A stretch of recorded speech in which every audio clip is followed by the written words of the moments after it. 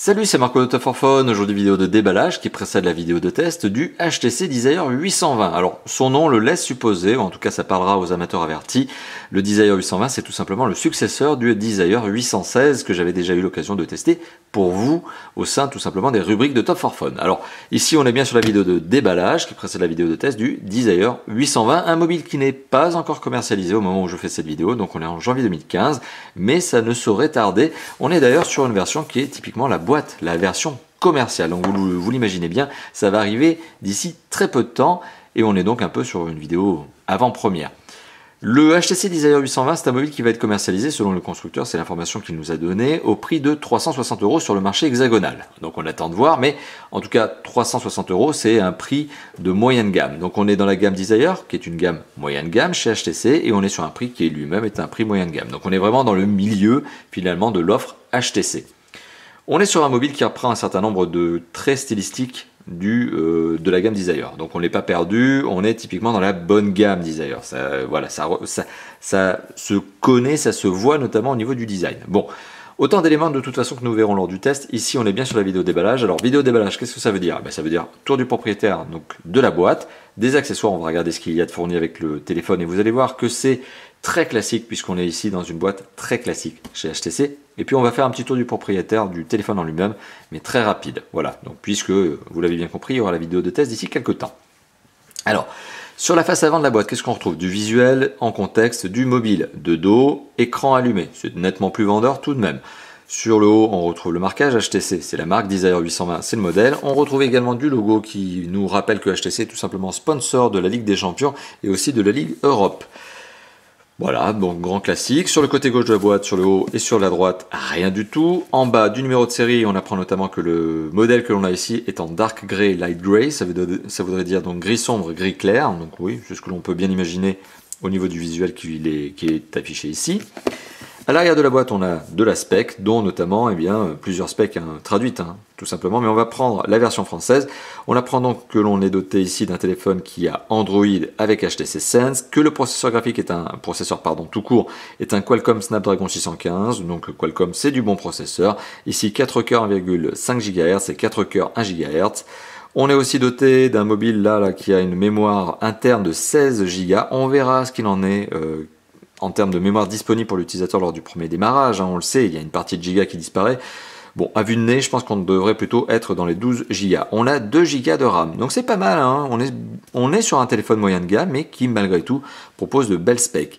On a une mémoire micro SD possible jusqu'à 128 Go, la micro SD n'est pas fournie, vous l'imaginez bien. La carte SIM format nano, c'est écrit sur la boîte. Affichage, donc c'est l'écran à 5,5 pouces avec résolution HD, HD Ready 720p, donc c'est pas du Full HD, c'est du HD Ready, donc 720p c'est juste en dessous, mais c'est déjà pas mal pour un téléphone moyen de gamme, notamment au regard de toutes les autres specs. L'appareil photo dorsal c'est un 13 mégapixels, bon avec focale 2,2, BSI, etc. On reviendra sur toutes ces notions lors du test. Le frontal est un 8 mégapixels, 8 mégapixels mais pour le coup qui lui normalement n'a pas de flash LED et non il n'a pas de flash LED. Mais enfin on peut pas se plaindre, un 8 mégapixels pour faire des selfies c'est quand même pas mal.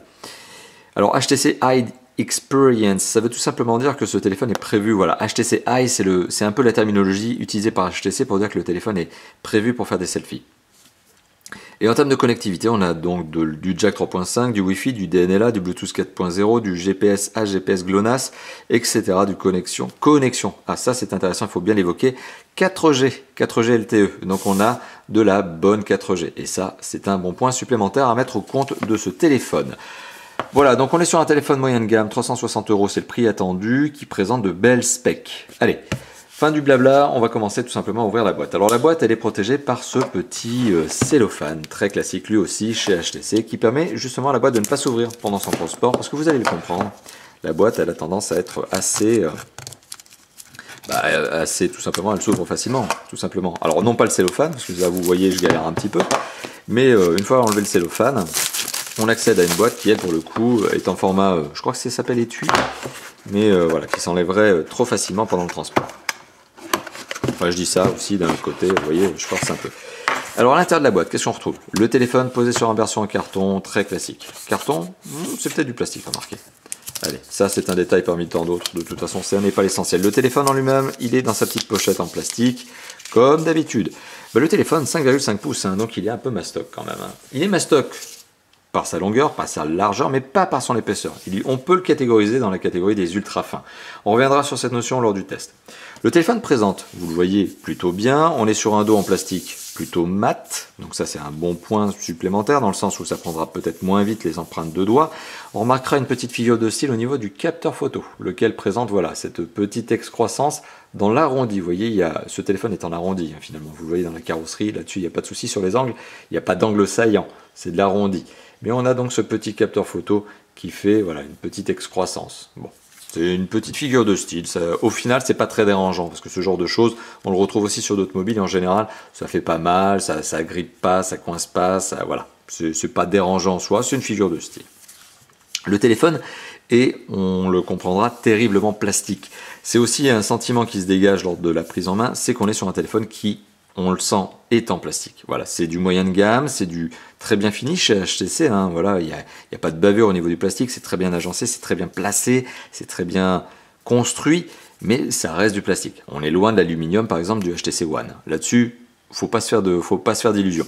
Par contre, on est sur ce design et on est sur cette élégance HTC. Bon, petite trappe pour accéder aux emplacements, emplacement de la carte SIM, emplacement des deux cartes SIM et de la micro SD. Est-ce qu'il y aurait deux emplacements de carte SIM? Est-ce que c'est un dual SIM? Bon, eh bien écoutez, ça je ne l'avais pas noté dans mes petites fiches. Eh bien, je vous le dirai notamment lors du test. Ça c'est certain, je ne pourrais pas passer à côté de ça lors du test. Voilà, donc au niveau du look, on retrouve également cette double grille. Est-ce que c'est un effet de style ou est-ce que c'est vraiment le HTC Boom Sound, donc c'est-à-dire le double haut-parleur que l'on avait retrouvé notamment sur d'autres designers et notamment qui était apparu avec le HTC One M8, eh bien on en reparlera lors du test. Voilà, donc premier contact assez positif, mais il est clair que ce téléphone est plutôt mastoc, hein, 5,5 pouces. La prise en main reste malgré tout bonne, dans le sens où le téléphone n'est pas épais, et après c'est un téléphone qui sent le plastique, clairement plastique. On est loin de l'aluminium du HTC One, mais encore une fois de plus, c'est pas dérangeant, puisque c'est bien fini, c'est bien monté, c'est bien assemblé. Alors, le berceau, une fois qu'on l'enlève, qu'est-ce que l'on retrouve à l'intérieur de la boîte? On retrouve de la documentation, en veux-tu, en voilà, du numéro de série au cas où vous auriez un petit problème avec votre téléphone pour l'envoyer en garantie, c'est toujours mieux. Un petit guide de démarrage rapide, ou en tout cas qui vous explique comment brancher les cartes SIM. Et oui, il y a bien deux cartes SIM nano, donc confirmation, on en met bien deux, et une micro SD. Ok, donc ça c'est pour savoir comment on les place. Un petit flyer qui vous rappelle que HTC est présent sur les réseaux sociaux, hein, notamment Facebook. Du livret de garantie multilingue et un guide de sécurité et de réglementation, obligations légales faites au constructeur, voilà, qui est lui aussi multilingue. Donc en gros, la documentation, il n'y a vraiment pas grand chose d'intéressant, si ce n'est tout simplement le petit guide de démarrage rapide qui vous expliquera eh bien, comment placer les cartes SIM. Les accessoires, poursuivons. Alors qu'est-ce que l'on retrouve à l'intérieur de cette boîte? On retrouve un petit sachet dans lequel hop, on retrouve le câble USB, micro USB, très classique chez HTC bien sûr, pas grand chose à dire là-dessus. On retrouve également l'adaptateur secteur, lui aussi très classique chez HTC, à tel point que cet adaptateur secteur, il s'est même fait largement copier par d'autres constructeurs. Enfin d'un autre côté, un adaptateur secteur, c'est pas forcément l'objet le plus, on va dire, identifiant, c'est-à-dire que c'est pas forcément l'objet qui est le plus significatif lorsque l'on achète un téléphone. Donc qu'il soit copié ou pas, finalement, peu importe. Enfin bon, voilà, sachez-le, donc câble micro USB et adaptateur secteur. Et qu'est-ce que l'on retrouve d'autre? Bah, bien sûr, on s'en doute, le kit piéton, obligation légale faite au constructeur lorsqu'il commercialise un téléphone en Europe. Alors pour le coup, on est sur un kit piéton qui n'est pas cheap, dans le sens où on est bien effectivement sur un intra-auriculaire, enfin voilà, un écouteur intra-auriculaire certes, mais pas spécialement étudié au niveau de sa forme. La seule figure de style au niveau de ce kit piéton, c'est le petit enrobage ici en caoutchouc qui permettra de le rendre probablement moins agressif lorsque vous le porterez, moins désagréable sur la durée. Mais bon, ça reste pas forcément le modèle le plus sympathique qui soit, notamment chez HTC d'ailleurs. Et on a bien un jack 3.5 très classique. Et c'est bien un kit piéton puisque on a ici l'entrée micro avec un bouton raccroché, décroché. Voilà, récapitulatif de ce que l'on retrouve dans la boîte. Donc bien sûr de la documentation, un câble USB, micro USB, un adaptateur secteur. On retrouve également le kit piéton, très classique, somme toute, plutôt entrée de gamme, hein, le kit piéton. Et on retrouve le téléphone qui présente bien, et dont eh bien, vous aurez prochainement le test. Le téléphone étant posé sur son berceau en plastique ou en carton, peu importe, dans son petit étui. Voilà, donc c'était la vidéo de déballage avant la vidéo de test du HTC Desire 820, le successeur, le digne successeur peut-être, on le verra lors du test, du HTC Desire 816, qui était un très bon mobile, je le rappelle.